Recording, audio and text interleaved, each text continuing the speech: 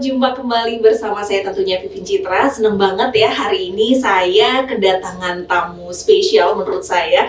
Karena kalau zaman dulu nih kita sering banget ya, sebelum ada media sosial yang lagi viral seperti saat ini gitu ya. Zaman dulu itu hobi itu bisa disalurkan dengan berbagai macam cara. Salah satunya adalah menikmati bacaan gitu ya, cerita entah itu novel, kemudian komik. Kalau zaman saya waktu sekolah dulu, komik ini jadi salah satu hal yang kayaknya bukan wajib ya, lebih tepatnya itu sering dibaca oleh kalangan pelajar atau mungkin juga mahasiswa dan lain sebagainya. Dan hari ini narasumber saya adalah seorang komikus Kota Malang.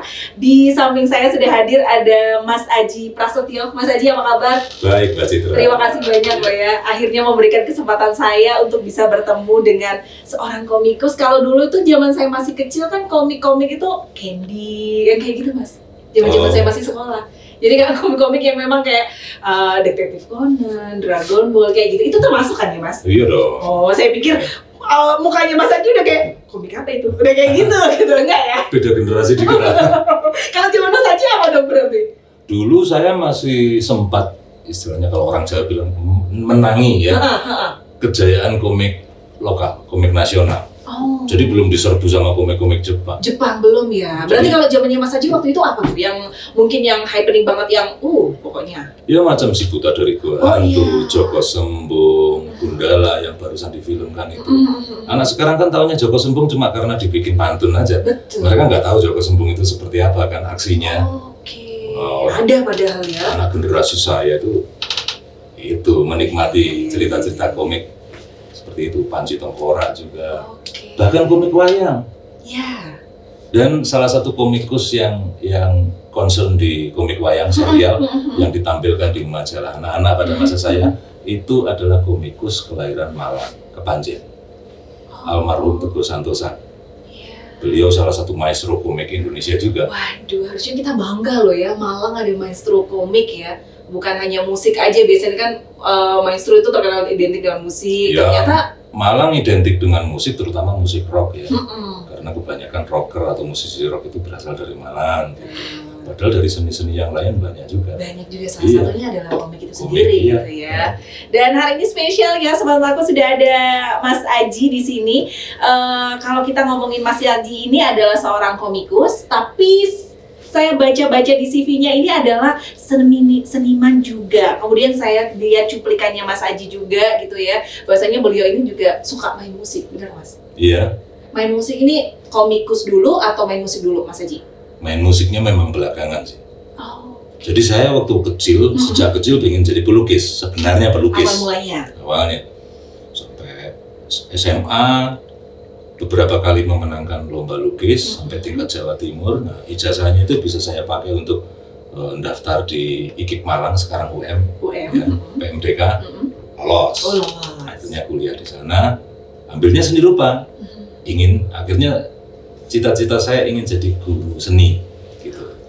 Belakangan saya baru akhirnya memutuskan jadi komikus gitu. Jadi saya itu pertimbangannya gini, saya itu orang yang suka kalau bercerita, bertutur itu runtut, naratif gitu, yang kira-kira kalau sebidang kanvas saja nggak akan mampu, nggak cukup ya, nggak akan mampu untuk menjelaskan saya pengen ngomongin apa gitu. Nah, ternyata komik itu media yang tepat. Nah, terus saya habis dari kuliah itu saya nggak jadi guru, terus saya mau cari-cari pekerjaan yang ada hubungannya dengan gambar ya, pengen jadi ilustrator, melamar kerja di media, di percetakan, nggak pernah lolos, nggak pernah diterima. Malah nggak tembus? Ditolakin dulu. Nah, akhirnya saya banding setir ke wilayah hobi saya main musik. Nah, di hobi itu akhirnya saya sempat benar-benar pekerjaan saya satu-satunya itu main musik selama belasan tahun, gitu. Untuk menghidupi keluarga pakai musik doang. Pakai musik doang? Ya. Bisa waktu itu Mas Aji? Sampai sekarang pun bisa. Wow. Karena kota Malang gitu loh. Iya. Malang itu pemusik bisa jadi profesi. Betul. Di Malang bisa dari kafe ke kafe, hotel ke hotel, restoran. Lagi kan kafe di Malang banyak banget ya Mas Aji. Sekarang semakin banyak gitu loh. Pada masa itu aja saya mikir kalau saya pindah kota, misal kota yang lebih kecil gitu, nggak bisa hidup saya. Karena yaitu berapa tempat yang menyediakan untuk live music, untuk reguler gitu. Iya. Nah, Malang waktu itu tahun-tahun segitu sudah ada. Nah, itu hanya sekadar karena saya belum bisa menghasilkan uang dari menggambar. Tapi nanti tengah-tengah saya akhirnya bisa menghasilkan uang dari menggambar. Nah, musik pelan-pelan saya tinggalkan. Waduh, Jadi, sedih ya ditinggalkan. Ya, nggak ditinggalkan benar-benar sih. Maksudnya pekerjaan sebagai musisi, misalnya yang tiap hari rutin di tempat-tempat hiburan itu udah mulai berkurang. Jadi saya sekarang masih mau main musik kalau misal ada diundang untuk acara apa gitu. Sesekali saya masih main musik. Mas Haji ini kan main musiknya biola ya, Ya. kalau saya nggak salah seperti itu. Ya. Kalau dari awal suka gambar, kemudian sempat berhenti ke main musik, dibuat untuk menghidupi, ibaratnya seperti itu, dengan biola. Padahal kalau zaman dulu tuh ya Mas ya, band-bandan mungkin gitu ya, laku keras gitu, atau mungkin jadi seorang penyanyi gitu. Kalau biola gitu, zaman dulu eksis ya Mas? Bisa dong loh biola saya masuk di band. Wow. Jadi kan Iya, saya main musik itu. kolaborasi gitu ya? Iya, kita main musik country. Band itu butuh pemain biola kalau country gitu. Kita masuk ke jazz bisa, kita masuk ke blues bisa gitu. Jadi apalagi pop gitu.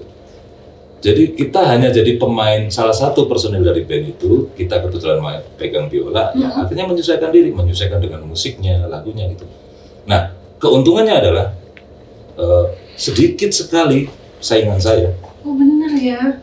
Saya jadi pemain gitar, saingan saya banyak. Iya. Saya pemain biola, sampai detik ini meskipun ada beberapa kampus yang sudah buka kelas musik ya, jurusan musik, dan banyak pemain biola sekarang. Tapi saya tetap merasa saingan saya sedikit. Karena mereka jago di klasik, mereka kalau diajak main di band belum tentu bisa. Oh, tarifnya udah beda berarti kalau begitu. Itu cuma jam main. Oke. Jam terbang aja sih. Mas, kalau dilihat kan dulu sebelum main musik berarti sudah bikin komik? Sempat bikin komik, tapi ya itu tadi cuma untuk hobi, untuk menyampaikan. Lah ini nanti menariknya Mbak. Selama saya jadi pemain musik, akhirnya saya berkomik lagi gitu. Dan akhirnya membuat saya semakin dikenal di komik. Itu akan nanti ada penyebabnya. Ntar aja saya tunggu Mbak Citra tanya. boleh. Padahal saya mau nanya gini, tadi kan awalnya main komik nih, Ya. hanya sekedar mungkin bikin cerita-cerita sendiri katanya Mas Haji kan seperti itu. Ya. Kemudian sempat vakum jadi pemain biola, jadi seniman begitu. Kemudian akhirnya main komik lagi seperti itu. Nah ini akhirnya jadi titik balik seperti ini, istilahnya kayak dari komik berhenti kemudian bikin komik lagi. Apa yang membuat Mas Haji untuk comeback again bikin komik? Nah ini penyebabnya itu Pemkot Malang dengan wali kotanya yang dulu. Oke. Jadi tahun 2007 itu Awal mula Mas Haji bikin komik? sebenarnya saya suka bikin komik kan sudah lama sejak saya kuliah. Terus saya berhenti, Betul. terus saya main musik. Nah tahun 2007 asik-asiknya kita main musik gitu ya. Nah, wali kota kita saat itu bikin peraturan wali kota bahwa tidak boleh ada hiburan musik live selama bulan Ramadan. Oh. Itu hantaman yang serius buat kami. Yang pekerjaan satu-satunya main musik. Kita ini pemain musik dari kafe ke kafe. Jadi kalau Ramadan sampai nanti belakangan itu nggak ada yang kasih kita THR. Iya kalau kita karyawan ya kan. Kita kan cuma jasa lepas aja gitu, freelance. Kita nggak mungkin dapat THR dari manapun. Udah nggak dapat THR, nggak boleh main selama sebulan.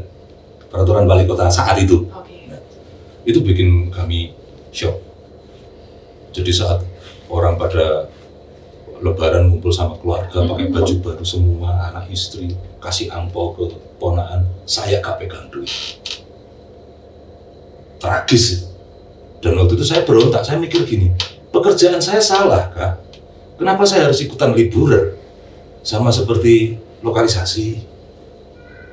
Apakah pekerjaan saya hina? Apakah pekerjaan saya dosa? Enggak. Kemarin kalau selama bulan Ramadan ya udah musik kami ganti musik-musik rohani, musik-musik Islami, lagu-lagunya Bimbo sering muncul. Terus kenapa harus ada beginian?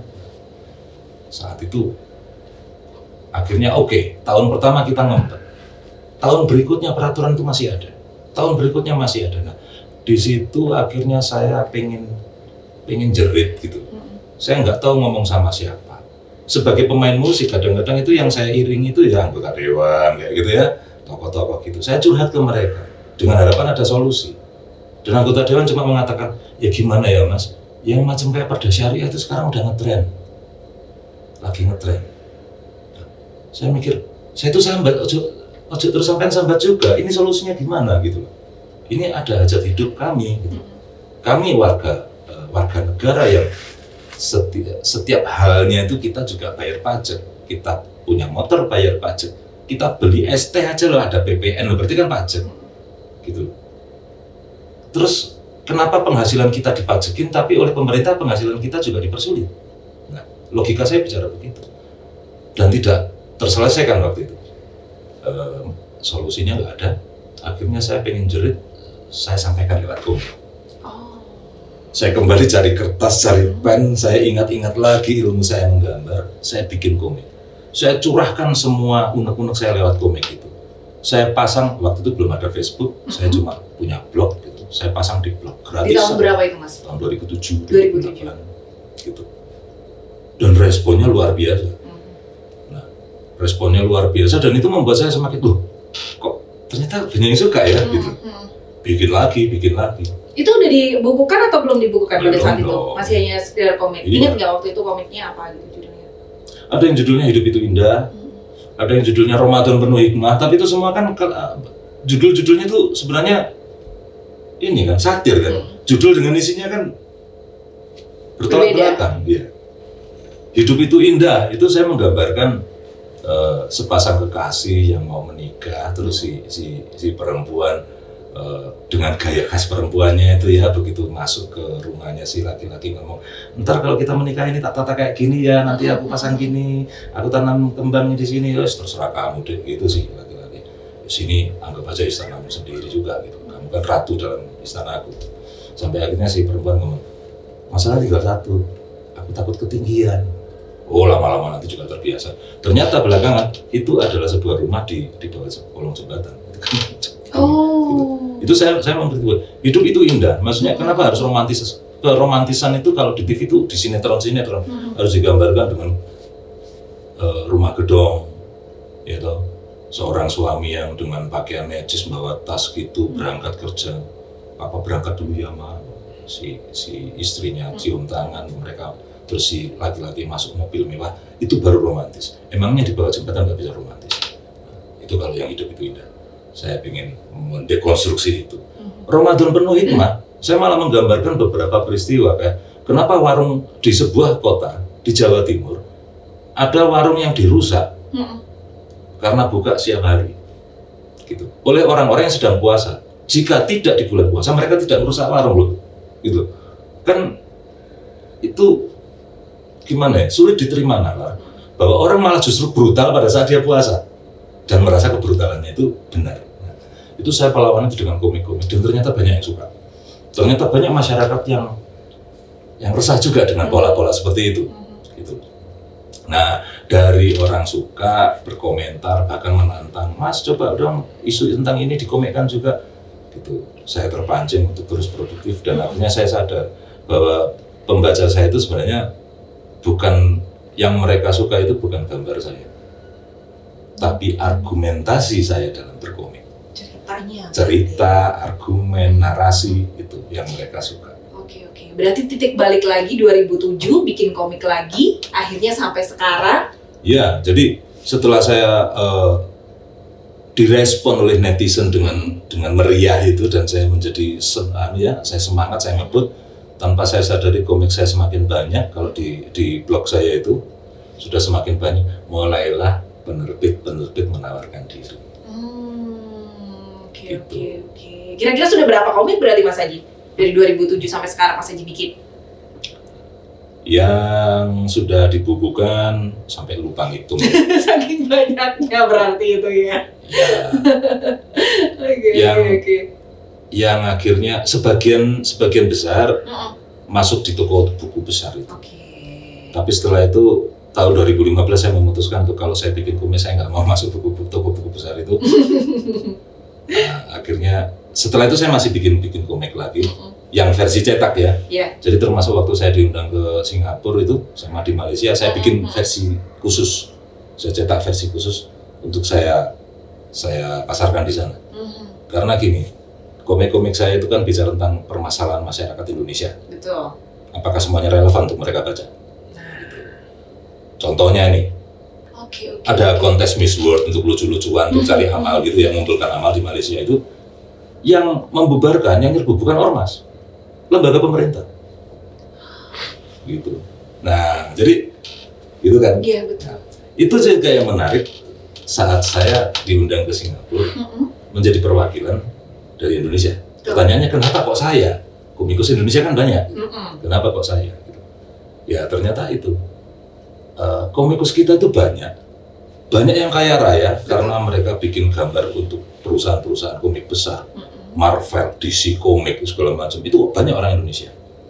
Teman kita dari Malang juga ada, Admira Wijaya, tapi sekarang dia hijrah di Bali. Dia suka tinggal di Bali, jadi sama keluarganya tinggal di Bali sekarang. Duitnya banyak, dia bisa tinggal dimanapun. Dari gambar untuk Marvel, untuk DC Komik. Nah, kebanyakan anak-anak sekarang itu pengennya itu cita-citanya. Aku pengen bikin gambar yang bagus yang bisa nanti dikontrak sama perusahaan besar di luar negeri karena bayarannya dolar. Masalahnya untuk event di Singapura itu, komikus kayak gitu nggak akan diundang. Kenapa seperti itu? Karena tidak mewakili Indonesia. Maksudnya tidak mewakili permasalahan Indonesia. Tidak identik berarti ya, tidak original ibaratnya seperti itu. Ternyata yang diundang di sebuah event di Singapura itu mewakili negaranya masing-masing, itu dengan ini adalah komikus yang mengangkat permasalahan-permasalahan atau fenomena-fenomena di negara mereka masing-masing. Gitu. Jadi komikus Vietnam itu, mereka kan negara komunis. Wah, ternyata keren itu isinya. Bagaimana dia itu mengkritik negaranya yang komunis tapi dengan cara yang halus banget. Nah, halusnya itu yang keren. Mengingatkan saya dengan para seniman-seniman pada masa Orde Baru. Kalau ngeritik kan halus banget. Karena tahu ngeritik pedas sedikit, dok kan. Nah, Vietnam kan sampai detik ini masih kayak gitu. Terus bagaimana komikus Singapura sendiri, cerita-cerita yang diangkat tentang permasalahan masyarakat Singapura. Bahwa ternyata kita yang selama ini ngiri dengan Singapura, negara yang modern, maju, gitu ya, betul, fasilitasnya. Meskipun lebih luas Indonesia seperti itu. Luas doang kita. Gitu. Nah, tapi kesejahteraan kita melihat mereka itu jauh lebih sejahtera. Tapi saya baru tahu bahwa angka bunuh diri di sana sangat tinggi. Tapi ditutupi oleh pemerintah. Tingkat stres mereka tinggi karena biaya hidup mereka juga tinggi. Nah, ini diangkat permasalahan itu oleh seniman, oleh komikus-komikus sana. Nah, mereka bahkan terkagum sama masyarakat Indonesia gara-gara komik-komik saya. Maksudnya, orang Indonesia itu berarti kritis, berani mengkritik pemerintah, gitu. Permasalahan-permasalahan mereka, permasalahan Indonesia maksudnya, itu benar-benar hal yang bukan masalah perut sebenarnya, gitu.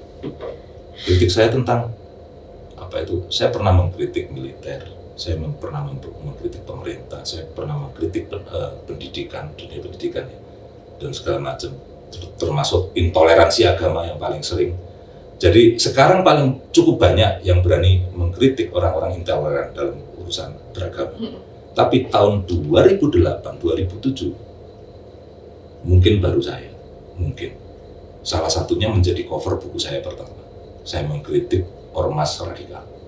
Pada masa itu nggak ada yang berani. Kenapa kok saya berani? Saya tinggal di Malang. Kalau saya tinggal di Jakarta, saya udah hancur. Karena di sana pusatnya ormas radikal.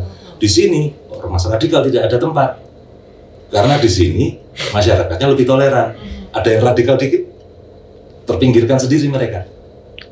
Gitu. Jadi banyak yang berpikir, loh, Mas Haji kok berani sekali mengkritik gitu? Oh, pantas saja, tinggal di Jawa Timur. Oh, di Malang lagi. Masyarakatnya masih toleran, tidak memberi tempat untuk mereka yang suka bikin onar. Gitu. Jadi masih aman gitu ya Mas Haji ya. Oke. Yang menarik Mas Haji ketika Mas Haji tadi bilang gitu ya, sempat diundang ke Singapura begitu ya, terus kumpul dengan komikus dari berbagai negara. Ini yang menjadi pertanyaan saya adalah, apakah membuat komik itu punya identitas sendiri gitu ya, sehingga orang itu bisa mikir, oh ini komikus dari Vietnam, Singapura, dari Indonesia. Haruskah memang menjadi komikus itu seperti itu? Jadi punya identitas sendiri? Nah, untuk menjawabnya kita harus membedah dulu istilah komikus. Ya, komikus kan dalam bahasa Indonesia ya, itu rancu. Kayak Teguh Santosa tadi yang saya sebut, yang legendaris tadi. Nah, beliau itu membuat ceritanya sendiri dan menggambar sendiri. Beliau disebut komikus. Admira Wijaya, teman saya yang saya sebut tadi, yang dia tidak bisa bikin cerita sendiri, ya kan? Dia cuma terima Marvel cerita tadi, dari Marvel misalnya. Gambarnya bagus, gambar Batman bagus. Dia dibayar untuk gambar Batman, tapi kalau disuruh bikin cerita nggak bisa. Itu juga disebut komikus. Nah, akhirnya kan kita harus jelas dulu di sini. Nah, yang diundang di acara-acara luar negeri seperti saya di Singapura maupun di Jerman itu adalah komikus yang maksudnya ya membuat cerita sendiri, menggambar sendiri, membuat cerita sendiri. Karena di mata mereka yang menggambar untuk perusahaan-perusahaan besar itu komik artis. Sebutannya seperti itu. Sebutannya komik artis. Mereka tidak mungkin akan disebut author. Komik artis dalam artian tertentu tukang gambar. Dapat pesanan suruh gambar ini, gambarnya bagus. Dia dibayar hanya karena dia gambar. Tapi di sini yang dikumpulkan oleh mereka, yang diapresiasi oleh mereka adalah ya ini seniman komik yang bikin komik sendiri dan membuat cerita sendiri, mengangkat permasalahan-permasalahan atau fenomena yang benar-benar terjadi di sekitarnya atau merespon permasalahan di sekitarnya. Contoh paling menarik adalah kenapa tahun awal-awal 2000-an di Jepang banyak muncul film-film tema samurai. Iya. Ya toh? Betul. Kan kalau tema samurai Jepang sering. Tapi tahun 90-an itu tema samurainya itu menarik, beberapa film itu. Samurai-samurai yang digambarkan di film itu adalah sosok samurai sejati yang patuh dengan tradisi mereka, tapi sayang nyawa juga. Itu kan unik. Ada yang mau bertempur saja kepikiran anak istriku nanti bagaimana kalau aku mati, kayak gitu. Nah, karena ternyata film-film bertema ini merespon permasalahan Jepang pada masa itu. Di tahun itu bunuh diri massal lagi marak. Berarti sinematografi merespon permasalahan masyarakat, gitu. Nah, seni-seni yang lain seyogianya begitu. Kita mau jadi musisi, kayak kita jadi sineas, kita jadi komikus, apapun, ya, apapun jenis seni yang kita dalami, kita sebaiknya merespon permasalahan masyarakat yang ada di depan kita, gitu. Itu yang diapresiasi oleh acara-acara di luar negeri itu. Itulah kenapa saya yang diundang mewakili Indonesia. Karena punya identitas sendiri berarti ya. Padahal gambarnya ya orang sepiro kan gitu kan. Kan yang penting alur ceritanya itu tadi ya Mas. Itu tadi Mbak Citra. Oke, Mas, kalau di novel itu kan ada novel yang temanya itu romance seperti itu ya. Kalau di komik itu apakah juga ada kayak jenis temanya gitu juga nggak sih? Ada. Macam-macam berarti. Dan sekarang ingat, sekarang kan dunia digital, ya kan? Dunia digital udah hampir mampus sebenarnya kena dunia digital. Nah, khusus komik ada platform-platform digital. Nah, yang impor ada, yang bikinan luar. Nah, yang sangat populer adalah webtoon misalnya. Kalau kita buka webtoon, itu sudah ada genrenya, romance, action, drama, horror, kayak gitu ada genrenya. Dan ada segmennya. Oh, anak-anak cewek usia 14 tahun ke atas senangannya romance. Ada tema kingdom, bayangin, loh kok kingdom? Kan kita sudah bukan di zaman kerajaan. Betul. Tapi ternyata itu kisah-kisah romance ala Cinderella yang berarti seorang putri diselamatkan oleh pangeran tampan yang memiliki kerajaan, itu masih laku, itu masih didambakan, segmennya ada, gitu. Nah, akhirnya saya lihat, wih, komik-komik genre kingdom ya begitu tuh. Kalau saya baca kan ya lucu-lucu juga gitu. Tapi ada yang suka, banyak yang suka. Jadi komik itu menjadi pelampiasan atas fantasi kita, gitu. Sebenarnya sinetron pun sama. Iya. Bahkan ada yang mengatakan kenapa film India itu kok kalau tokoh utamanya itu orang kaya itu rumahnya gede-gede gitu segala macam. Ya karena masyarakatnya banyak yang miskin. Jadi mereka terhibur begitu nonton film, tokoh utamanya seneng gitu, ya lihat-lihat begitu gitu ya Mas. Di film India kenapa sih tokoh utamanya itu bisa sampai melawan polisi, ngotbahi polisi kalau perlu. Ya karena di sana mereka takut polisi. Covid kemarin kan polisi bawa penjalin segini gebuk. Sampai gitu ya.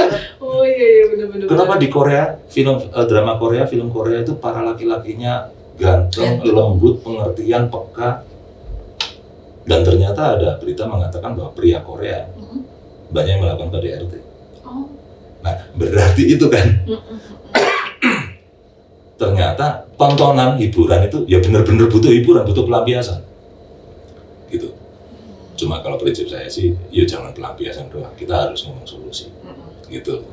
Nah, genre itu ada Mbak kayak gitu, dan ternyata webtoon, terus kalau yang di lokal sini ada Karya Karsa. Nah, Karya Karsa, saya ikut Karya Karsa. Baik.